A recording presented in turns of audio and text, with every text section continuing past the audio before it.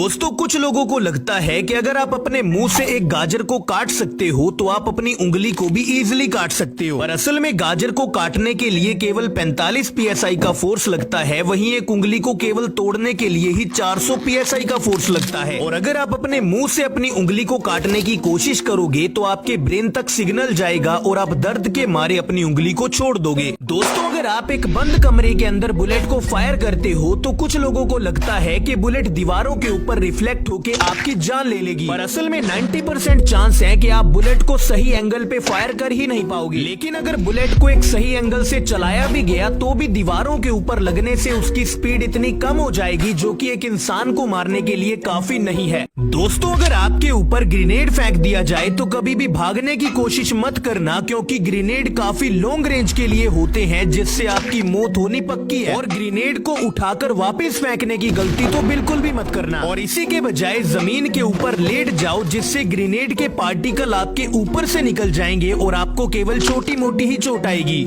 दोस्तों कुछ लोगों को लगता है कि अगर हम गोल्ड के आर्मर के ऊपर बुलेट को शूट करेंगे तो बुलेट उसे पेनिट्रेट नहीं कर पाएगी, पर असल में गोल्ड बाकी सभी मेटल्स के मुकाबले काफी हल्का होता है। लेकिन अगर आप गोल्ड की बार के ऊपर बुलेट को शूट करोगे तो वो कुछ हद तक बुलेट को रोक लेगी, लेकिन गोल्ड का आर्मर इतना ड्यूरेबल नहीं होता कि वो बुलेट के इम्पैक्ट को रोक सके। सबसे पहले रिवॉल्वर के कार्ट्रिज शेल के अंदर एक बुलेट को डालकर उसे बंद कर दिया जाता है, और जब आप ट्रिगर को पीछे की तरफ पुल करते हो तो बुलेट बैरल के अंदर जाकर लोड हो जाती है। और बुलेट के पीछे छोटी सी फायरिंग पिन को दिया जाता है जिससे जब आप ट्रिगर को दबाते हो तो फायरिंग पिन बुलेट के प्राइमर पर हिट करती है जिससे गोली चल जाती है। दोस्तों कुछ लोगों को लगता है कि अगर आप एक लोडेड पिस्टल को नीचे गिरा देते हो तो वो खुद ब खुद ही फायर कर देगी, पर असल में पिस्टल के अंदर एक सेफ्टी लॉक दिया जाता है जो कि एक्सीडेंटल फायर होने से बचा लेता है। लेकिन वहीं अगर आप एक लोडेड रिवॉल्वर को नीचे गिरा देते हो तो कोई सेफ्टी लॉक न होने के कारण काफी चांसेस हैं कि उसमें से गोली चल जाएगी। दोस्तों अगर आप एक लकड़ी को जमीन के अंदर डालकर उस पे दूसरी लकड़ी को रगड़ना शुरू कर दोगे तो वहाँ पर वाइब्रेशन पैदा होनी शुरू हो जाएंगी और धीरे धीरे वहाँ की जमीन में से केंचुए निकलना शुरू हो जाएंगे, क्योंकि वाइब्रेशन के कारण केंचुओं को ये इल्यूजन पड़ता है कि शायद वहाँ पर बारिश हो रही है, और फिर चारे के तौर पे केंचुओं को यूज किया जाता है। दोस्तों कुछ लोगों को लगता है कि अगर हम पानी के अंदर बुलेट को फायर करेंगे तो उससे भी व्यक्ति मारा जा सकता है, पर असल में पानी की डेंसिटी एयर के मुकाबले काफी ज्यादा होती है जिससे बुलेट पानी के कुछ ही अंदर जाकर अपनी सारी एनर्जी खो देगी। लेकिन अगर एक ग्रेनेड को पानी के अंदर फेंका जाए तो वो उतना ही तगड़ा ब्लास्ट करेगा जितना वो जमीन पे करता है। दोस्तों अगर आप एक टनल में हो और एकदम से पीछे ट्रेन आ जाए तो कभी भागने की गलती मत करना, क्योंकि ऐसे आपकी जान जानी पक्की है। इसी के बजाय ट्रैक के साइड में कुछ जगह होती है जहाँ पर जंप लगाकर आप अपनी जान को बचा सकते हो। लेकिन अगर ट्रेन काफी नजदीक आ चुकी है तो ट्रैक के ऊपर ही लेट जाओ जिससे ट्रेन आपके ऊपर से निकल जाएगी और आप बच जाओगे।